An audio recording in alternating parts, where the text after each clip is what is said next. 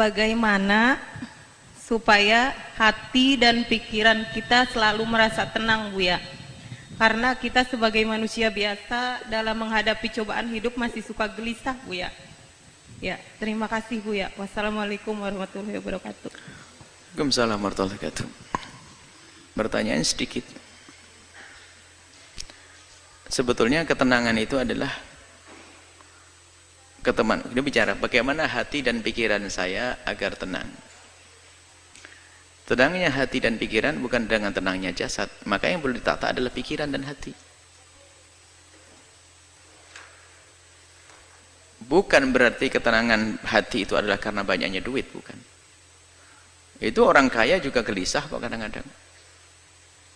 Bukan ketenangan batin itu karena suaminya ganteng, tidak. Atau istrinya cantik, bukan. Jadi memang ketenangan murni di dalam hati kita. Nah, tinggal sekarang itu bagaimana agar hati itu tenang. Jawabannya sederhana, hati dan pikiranmu kau sambungkan dengan apa dan siapa. Kalau hati dan pikiranmu engkau sambungkan dengan sesuatu yang bikin gelisah, ya gelisah. Coba. Kalau hati dan pikiranmu, orang boleh mencari dunia, tapi tidak boleh menggantungkan hatinya dengan dunia tersebut. Sehingga kalau orang menggantungkan hatinya, mengikat hatinya dengan dunia, lihat, di saat tidak mendapatkannya dia gelisah. Di saat mendapatkannya hilang pun susah. Ada orang duitnya hilang tenang saja kok, ajib. Karena dia tidak mengikat hatinya dengan dunia tersebut. Maka dengan Allah lah itulah. Ketenangannya ada dengan Allah. Kalau sudah orang dengan Allah duitnya hilang nggak susah, malah ngasih 1 miliar bangun pondok. Coba. Lah kok bisa ini? Coba yang hatinya nggak sambung dengan Allah, 1 miliar ini buat abemat 2.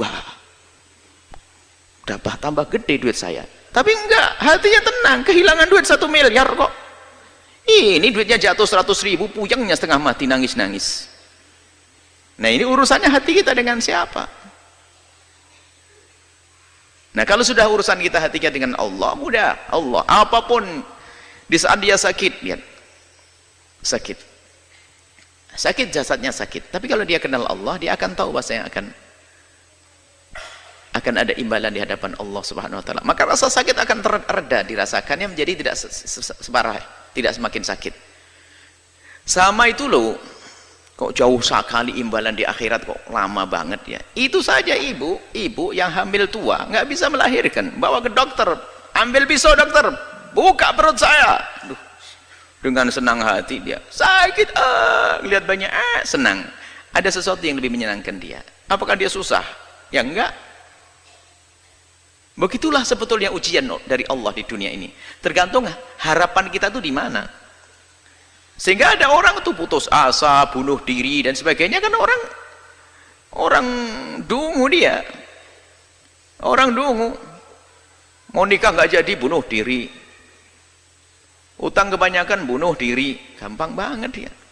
Di negeri kafir banyak bunuh diri, nggak ada iman. Sebenarnya gelisah karena dia tidak punya Tuhan dia sebetulnya.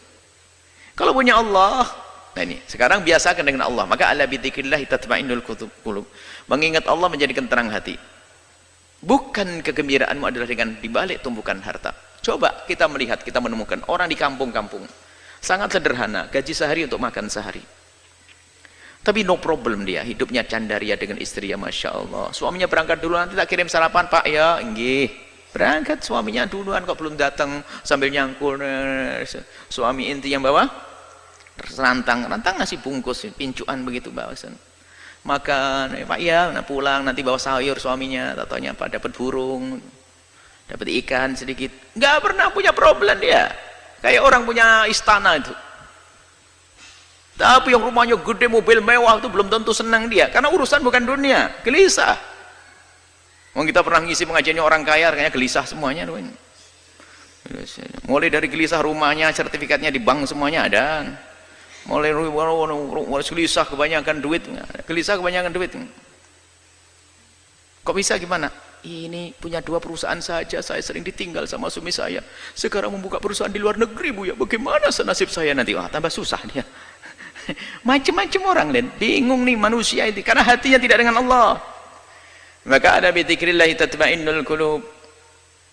dengan banyak menyebut nama Allah, ingat Allah, akan menemukan ketentraman. Sehingga susah yang sesungguhnya adalah di saat dia jauh dari Allah. Kalau sudah jauh dari Allah, kecil pun jadi susah.